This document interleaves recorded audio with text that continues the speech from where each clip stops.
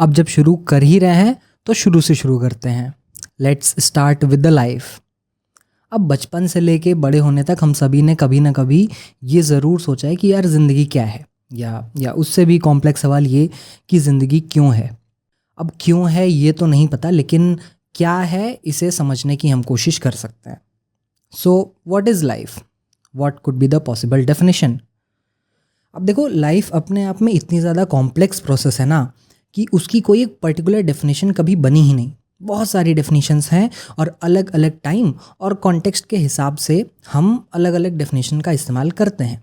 But फिर भी अगर हम कोशिश करें उन सभी चीज़ों को कंपाइल करने की, तो हमारे पास ऑल इन ऑल 3 डेफिनेशंस निकल के आती हैं।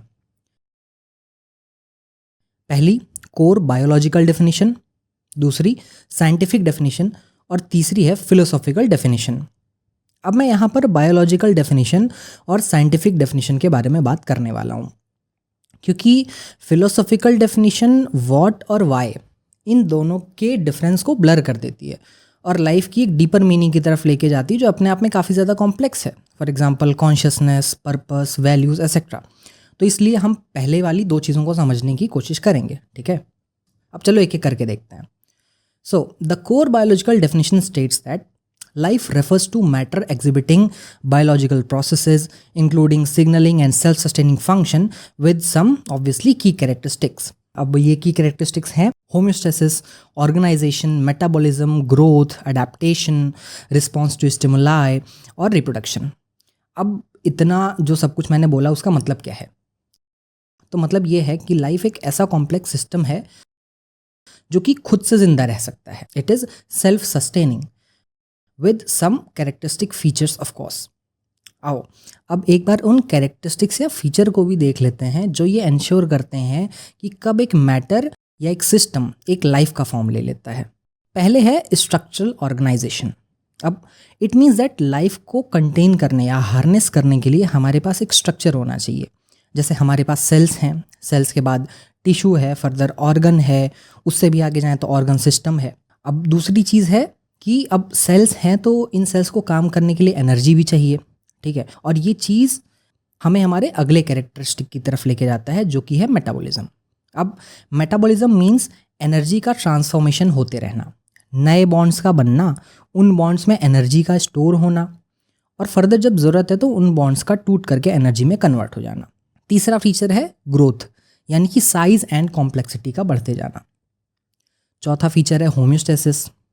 होम्योस्टेसिस का मतलब होता है कि सिस्टम के अंदर का जो एनवायरनमेंट है उसे मेंटेन करके रखना। फॉर एग्जांपल हमारी बॉडी जो कि एक सिस्टम है, उसका इंटरनल टेम्परेचर होता है अप्रॉक्सीमेटली 37 डिग्री सेल्सियस। तो हमारी बॉडी कुछ भी करके उस 37 डिग्री को मेंटेन करके रखती है, क्योंकि जो भी वाइटल प्रोसेसेस हो रहे हैं वो होने के लिए 37 डिग्री सेल्सियस का होना ज़रूरी है। अब पांचवा फीचर है रिस्पॉन्स टू स्टिमुलाई, यानी कि अपने सराउंडिंग एनवायरनमेंट में हो रहे चेंजेस के अगेंस्ट रिस्पॉन्स करना। फॉर एग्जांपल अगर कहीं आग लगी है और हमें पता है कि हमें आग से नुकसान हो सकता है, तो हम या तो उससे दूर भागते हैं या तो उसे बुझाने की कोशिश करते हैं। तो बेसिकली हम रिस्पॉन्ड करते हैं। छठवां फीचर है अडेप्टेशन। अडेप्टेशन का मतलब है कि सर्वाइवल के लिए अपने आसपास के एनवायरनमेंट के हिसाब से ढल जाना। फॉर एग्जाम्पल सर्दियों में गर्म कपड़े पहनना। अब सातवां और आखिरी फीचर है reproduction. It means to produce of their own kind, अपने जैसे ही और ह्यूमन बींग्स बनाना ताकि लाइफ कंटिन्यू हो सके। अब ये तो हुई बायोलॉजिकल डेफिनेशन, बट हमारी साइंटिस्ट कम्युनिटी जो है वो लाइफ को थोड़ा सा अलग तरीके से डिफाइन करती है। और इस डेफिनेशन में कोर बायोलॉजिकल डेफिनेशन के साथ साथ एक और वर्ड बस जोड़ दिया जाता है, वो है डार्विनियन इवोल्यूशन। तो आओ एक बार उस डेफिनेशन को भी देखते हैं।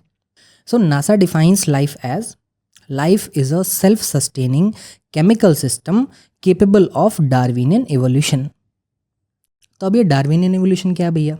क्योंकि सेल्फ सस्टेनिंग केमिकल सिस्टम का मतलब तो हम समझ चुके हैं। अब देखो, डार्विन की थ्योरी ऑफ एवोल्यूशन अपने आप में काफ़ी बड़ा टॉपिक है, लेकिन अगर हम इसे समराइज़ करें तो डार्विन ने अपनी ऑब्जर्वेशन के बेसिस पर कुछ चीज़ें बताई थी।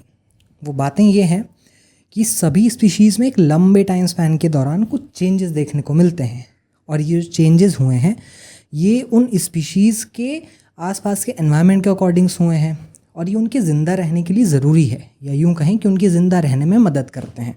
एग्जाम्पल के लिए डार्विन हमें गैलापागोस आइलैंड पे मिलने वाली फिंचेस के बारे में बताते हैं। डार्विन बताते हैं कि एक ही आइलैंड पे रहने के बावजूद फिंचेस के जो बीक्स हैं उनके स्ट्रक्चर बहुत अलग अलग हैं। अब ऐसा क्यों है? फिंचेस भी सेम है, एनवायरनमेंट भी सेम है, आइलैंड भी सेम है, तो फिर बीक का स्ट्रक्चर अलग अलग क्यों है? ऐसा सिर्फ इसलिए है क्योंकि उस आइलैंड के अलग अलग हिस्से में फिंचेस के पास खाने के लिए अलग अलग चीज़ें हैं। कुछ फिंचेस के पास खाने के लिए सीड्स हैं, तो उन्होंने अपने आप को उस हिसाब से इवॉल्व कर लिया है। कुछ हैं जो कि कीड़े मकोड़े खाकर जिंदा हैं, तो उन्होंने अपने आप को उस हिसाब से इवॉल्व कर लिया है। तो अब यही है डार्विनियन इवोल्यूशन, कि अपनी सर्वाइवल की नीड के अकॉर्डिंग अपने आप को इवॉल्व करना। और कमाल की बात यह है कि ये जो चेंजेस हैं या ये जो इवोल्यूशन है, ये नेक्स्ट जनरेशन में रिप्रोडक्शन के थ्रू पास ऑन होता जाता है, जिससे ये इंश्योर किया जाता है कि जो आगे आने वाली जनरेशन है वो उस पर्टिकुलर एनवायरनमेंट में ज़िंदा रह सके, और यही आगे चल के थ्योरी ऑफ नेचुरल सिलेक्शन बन जाता है।